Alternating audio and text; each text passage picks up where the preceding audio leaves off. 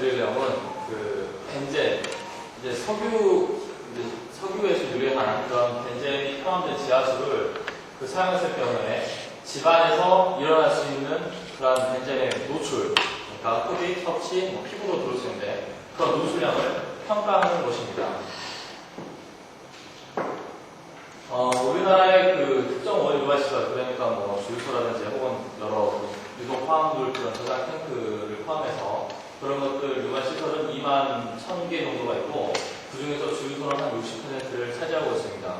그런데 특히 유류 저장 탱크에서의 그 새는 거, 그 저장 탱크가 깨지거나 혹은 그 관이 해가지고 그 새는 비율이 미국의 경우 20% 정도가 되는데 우리나라에서도 이 정도 될 거라고 예상이 하고 있고 그렇게 됩니다. 유해 원인은 이러한 탱크 및 연결관의 부실 그리고 지각 변동. 쌀 같은 경우에는 이제 집안이 점점 내려가고 있다고 하는데 그럴 때 연결관 같은 게 이제 비틀려가지고 많이 늘어나고 합니다.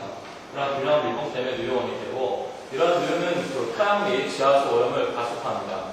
그러면은 이런 지하수 오염을 시켰을 때 만약에 주민 거주 지역에 이러한 소스에 가까이 있다라고 하면은 그런 인체에 위해가 있을 수가 있습니다. 특히 도시 외곽이나 농촌 지역 같은 경우에 지하수를 거의 생활 요소로 사용하고 있고 또 보통 일반 현대인들은 이제 90%를 실내에서 생활하기 때문에 이런 실내에서 일어나는 인체 노출 평가를 하는 것이 요즘 이제 필요로 하게 되어 있습니다. 이제 보시는 이 사진은 그 지하수나 탱크가 있던 그 곳인데 이 갈색으로 있죠. 완전히 기름이 새가지고 되게 토양을 오염시키거든요. 완전히 무슨 유정이 발견된 것처럼 이렇게 보입니다. 특히 이제 제가 벤젠을 가지고 석유 물질 중에서 이제 벤젠을 포함하고 있는데 이런 벤젠의 유해성 같은 경우에는 벤젠을 단기간에 노출되면 이게 뭐 두통이라든지 졸음흡수 일어나는 현상이 일어나기도 하고 저온으로 장기간에 노출이 일어나게 되면 이제 백혈병도 일으킬 수 있는 여러 가지 혈액병 같은 걸 일으키고 있습니다.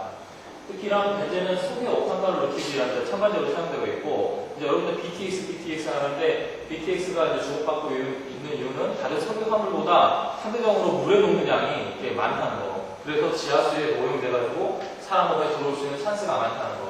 그것 때문에 있고 특히 벤젠은 또 발암성 물질이기 때문에 특히 이번 연구에서는 이제 벤젠을 집중해가지고 이제 모델링을 한번 해봤습니다. 이제 이걸 왜 하느냐? 그러면은 이러한 인체 노출 평가, 하루 중 평균적으로 노출되는 그런 거를 알므로써 어떠한 오염된 상황에서 이것이 사람들한테 어느 정도의 위해가 있느냐 이런 것들을 이제 판단하기 위해서 이제 이런 전 단계의 과정을 수행하게 되는데 이제 그 좀 위해도를 갖다가 좀 더 이제 친근하게 말씀을 드리자면은 우선은 이렇게 무슨 제방 같은 거에 분기에 의해서 물에 빠져 죽을 확률 1년에 죽는 그런 숫자가 뭐 이렇게 10여 만 7승 정도나 뭐 이제 걸어가다가 죽을 확률이 5만 4천 분에 한 명이 죽는다면요 뭐 이런 식으로 어떤 막연한 어떤 위험 정도를 갖다가 이렇게 숫자로 나타내는 게 바로 위해도고 지금 제가 하려고 한 그 전 단계 노출량이 얼마나 오는가 그것을 하려고 합니다. 이제 주거에서 특히 집안에서 오염된 지하수를 사용했을 경우에 그런 노출되는 이제 지하수가 이제 직접적으로는 이제 물을 마실 수가 있지 않습니까? 그럼 맞아서 오는 경우 그리고 그 오염된 지하수를 갖다가 손에 만지고 샤워하고 함으로써 이제 몸에 피부에 흡수되는 경우가 있고 또 간접적으로 우선은 실내 공기를 오염시킬 수가 있습니다. 밀폐됐기 때문에 지하수를 여러 가지 생활용수로 사용하게 되면 휘발되어서 흡입 노출과 그리고 증기산, 가스산 벤젠의 그 피부 흡수 이렇게 네 가지로 크게 나눌 수가 있습니다. 이제 그 코로 흡입하는 경우 그리고 이제 피부로 들어가는 경우를 평가하기 위해서는 우선 실내에 어느 정도로 오염이 될 것이냐라고 그거를 이제 알아봐야 되는데 모사를 한번 해봤습니다. 우선 집안을 샤워실과 그 밖의 공간 두 공간으로 나누고 공기 교환율 그리고 벤틸레이션 그리고 여러 가지 샤워에서 일어날 수 있는 소스 샤워실에서 일어나는 소스 그리고 그 밖의 집안에서 여러 가지 뭐 부엌 활동이라든지 이런 활동을 통해서 이게 농도 분포가 어떻게 변하는가를 이러한 수식을 통해서 모사를 할 수가 있습니다. 이제 이러한 우리 한국의 특성에 맞도록 이러한 것을 이제 자료를 구해다가 대입을 했습니다. 여기 있는 건 이제 물 사용량이고 여기 있는 거는 이제 여러 각 구역 그 지역에서의 뭐 부피라든지 혹은 공기의 채무 시간 혹은 여러 가지 물 사용량에서 전달 효율 뭐 이런 것들이 있게 되겠습니다. 이제 흡입 경로는 이게 보시는 시과 같이 내부 노출량을 통해서 이제 계산하는데, 내부 노출량이라는 건 하루 동안 각 구역을 이동하면서, 이 OF라는 건 오큐퍼시 팩터라고 해갖고 점유율을 말하는데, 뭐 샤워할 때도 있고 그 밖에 집안에 왔다 갔다 할 수도 있지 않습니까? 그때 사람이 어느 때 있느냐 그걸 말하는 것이고, 이건 그때의 각 구역의 농도, 공기의 오염 농도, 그때의 농도, 그리고 이건 호흡률, 남녀가 각각 다릅니다만 그런 호흡률, 그리고 마지막으로 이렇게 적분을 하나 갖다가 이제 바디 웨이트로 나눠줌으로써 이렇게 계산합니다. 섭취는 이제 보통 EPA에서 하루 중 섭취량은 보통 2리터로 정하고 있어서 제 연구에서는 2리터로 정했고, 나머지는 이렇게 피부 면적을 이제 곱해서 흡수되는 비율을 각각 따져봤습니다. 이제 이거는 이제 피부 어떠한 용수 사용량에 따라서 피부 노출에 관한 건데, 보시는 바와 같이 이제 여러 가지 이제 데이터를 찾아가지고 이렇게 적용을 했고, 호흡량은 남자 여자가 또 다르고, 남자가 좀 많죠. 그리고 잘 때 안 잘 때, 활동할 때, 비활동할 때 시간대를 나가서 모사를 했고, 몸무게도 이렇게 우리나라의 큰 몸무게를 찾아가지고 대입을 했습니다. 이제 노출 시나리오가 중요하죠. 이 사람이 샤워실에 가서 호흡을 할 때랑 그 밖에 집에서 호흡을 할 때, 그때 농도가 어떤 생활 패턴을 이제 정해지기 때문에, 일반적으로 아주 지금 여기 써놓은 이제 많은 사람들이, 미국에서도 많은 사람들이 일반적으로 사용하고 있는 노출 시나리오인데, 근데 저는 이제 남자와 여자 같은 경우로 이제 어떤 직장인 혹은 주부 이런 두 가지로 나눠봤습니다. 대부분 남자 같은 경우에 아침 7시에서 8시 사이에 10분간의 샤워 및 화장실 이용을 하였고, 또 8시부터 오후 6시까지 외출을 감안해서 집안에서 노출을 생략하였습니다. 그리고 23시, 11시에 취침한다고 하였고, 여자 같은 주부 같은 경우는 외출이 없는 것으로 가능하고, 여기 남자의 경우에 더 해가지고 세면 및 청소와 같은 그런 노출을 첨가했습니다. 섭취는 이제 비교적 단순하게 지하수의 총 섭취량 2리터로 정하고, 7시부터 11시까지 2리터의 물을 12에 나눠서 섭취한다고 가정을 하였습니다. 남자 같은 직장인 같은 경우에도 8시부터 8시 사이에는 노출을 생략하였습니다. 가스상 벤젠의 피부수는 흡입 노출과 거의 비슷하겠죠. 이제 이미 실내에 오염된 그런 벤젠을 갖다가 흡수하는 거기 때문에 비슷하게 가정을 하였고, 영양상 벤젠의 피부수 같은 건 어떻게 하느냐, 샤워, 그리고 세면, 설거지 같은 직접적으로 피부와 물이 접촉하는 그런 것을 대상으로 이렇게 노출 시나리오를 작성하였습니다.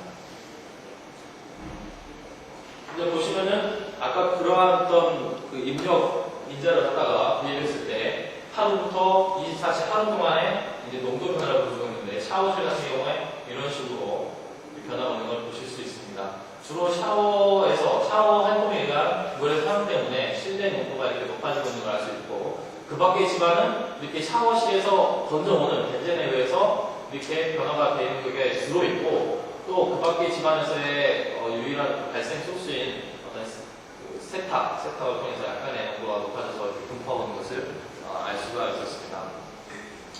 이제 흡입 경로에 따른 이제 벤젠 노출 건데, 이제 기준 경우와 이제 최악 경우가 있습니다. 이제 기준 경우는 일반적으로 보통의 경우라고 생각하시면 되는데, 보통 아침에 이렇게 노출되는 양이 많이 몰려 있고, 그리고 남자 같은 경우에는 이제 진한 파란색인데 노출이 없다가 저녁에 이렇게 노출이 있는 것을 살펴볼 수가 있습니다.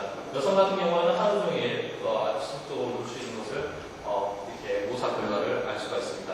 그럼 남자가 보통 최악 경우는 이제 노출 시간을 1.5배 늘리고 이제 그랬을 때, 그리고 남자 같은 경우에는 집안에 계속 있을 때의 그 상황에서 최악 경우로 정해서 이렇게 살펴봤는데요. 남자 같은 경우에 여자보다 전반적으로 높은 이렇게 노출, 하루 시간당 몸 안으로 들어오는, 호흡을 통해서 몸 안으로 들어오는 벤젠의 양이 남자가 이렇게 다소 높은 걸 볼 수가 있습니다. 그 이유는 남성의 그 호흡량이 여성보다 한 1.5배 정도 높기 때문에 이렇게 높게 나타나는 것이고, 그리고 갑자기 떨어지는 이유는 이제 잠잘 때 호흡량이 좀 달라요. 그리고 낮아지기 때문에 이런 식으로 모사 결과가 나왔습니다. 이제 섭취 경로에 대해서 이제 벤젠이 몸 안에 들어오는 이런 흡수 노출량은 이제 단순하게 여성 같은 경우는 이렇게 10위에 나눠서 들어온 것이고, 남자 같은 경우는 비었고, 최악 경우에는 이제 이런 식으로 되어 있습니다. 가스상 벤젠은 이제 피부 흡수 같은 경우에는 이제 비슷하게 이렇게 들어왔고, 최악 경우에는 이제 흡입 노출하고 되게 비슷한 그런 관계를 나타냈습니다. 이건 영해성 벤젠, 직접적으로 물과 접촉했을 때 들어오는 이제 이건 전체적으로 4가지 노출이 다 있었을 때 이제 이러한 패턴을 그리게 됩니다. 이제 이것은 그 각각 노출된 그 양을 이제 적분을 해다가 이제 바디 웨이트가 나가지고 그 결과를 보여주는 것입니다. 이제 기준 경우에서 보면은 남성이 37.25 나노그램 퍼 킬로그램 퍼 데이라고 이제 돼가지고 여성이 훨씬 더 많이 노출되는 그런 양을 볼 수가 있고, 그 남성 같은 경우에는 이제 이놀레이션 레이트가 빠졌는데 흡입에 대한 그런 고온도가 전체 63.24 그리고 섭씨가 32.36 그리고 여성 같은 주부 같은 경우에는 이제 두 개 다 비슷한 수준으로 이렇게 되어 있는 것을 알 수가 있었습니다. 그래서 이제 주요 노출 분모가 이놀레이션 리스트를 알 수가 있고, 여러 가지 피부 흡수 같은 경우에는 이렇게 해봤자 5% 미만의 수준을 알 수가 있습니다. 체압 경우에는 이제 남녀 모두 제1 그 노출 공원도는 이러한 그 인제시션 섭치고 이놀레이션이 그 다음을 이루고 있는 것을 알 수가 있었습니다. 이제 이거는 민감도 분석이라고 해가지고 각 모델에 사용된 파라미터를 1% 증가시켰을 때 내부 노출량이 어떻게 변하느냐, 이랬을 때 바디 웨이트 1% 증가시켰을 때의 기준을 잃어보면 이러한 그 밖의 시간, 샤워실을 제외한 다른 공간에 관련된 그런 상수가 이렇게 인터널 내부 노출량에 상당한 그 민감하게 작용하고 있다는 그런 패턴을 알 수가 있고, 그리고 그 밖에 이제 물 마시는 양, 그리고 그 다음으로 샤워실과 관련된 그런 인자들이 주요 인자로 관찰이 되었습니다. 이제 결론을 보시면은 흡입 노출의 기준 경우에서 샤워, 화장실, 생리, 양치, 음수의 사용에 오전에 집중되고 비율로 배분이 흡수되었고, 남성은 여성보다 전반적으로 높은 노출 속도를 보였는데 이것은 몸무게에 대한 상대적 호흡량이 여성보다 높기 때문입니다. 증기상 벤젠의 피부 흡수는 흡입 노출과 비슷한 경험을 보였고, 증기상 벤젠의 최대 노출 속도는 남녀 각각 1.25, 1.99 나노그램 퍼 아워로 흡입 노출 속도에 이제 이 정도의 낮은 비율을 보였습니다. 동영상 벤젠의 피부 흡수에서 여성은 남성보다 많은 도에 접촉하여 지속적인 노출이 있었으며, 체압 경우에서는 여성이 남성보다 1.54배 높은 내부 노출량이 있었습니다. 뇌 노출 정도의 고온도를 보면 기준경의 섭씨가 남녀 각각 전체 노출량이 31.4, 49.6%였으며 그 다음으로 흡입, 동영상 벤젠의 피부 흡수가 중요했습니다. 말씀드린 바와 같이 증기성 벤젠의 피부 흡수는 아주 미미한 그런 내부 노출량을 보였으며, 민감도 보실 결과 남녀 모두 그 밖에 있지만 샤워실, 화장실, 세면 및 양치와 관련된 인자체적으로 높은 민감도를 나타냈습니다.